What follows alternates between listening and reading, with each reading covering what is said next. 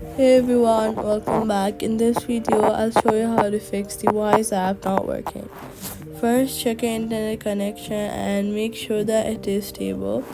Next, swipe off any part of your screen, look for the app, swipe it away, completely closing it, wait for a few while and then reopen it. Then restart your phone to clear temporary system issues.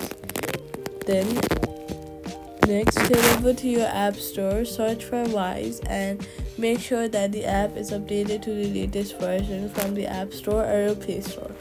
On Android, go to Settings, then go to Apps, next go to Wise. After that, go to Storage and then hit Clear Cache. Also, head over to your Settings app and then go to General. Next, go to iPhone storage and make sure that your device has enough storage space, as low storage can affect performance. If the issue still continues, long press on the app icon, remove app, delete app, then delete the app.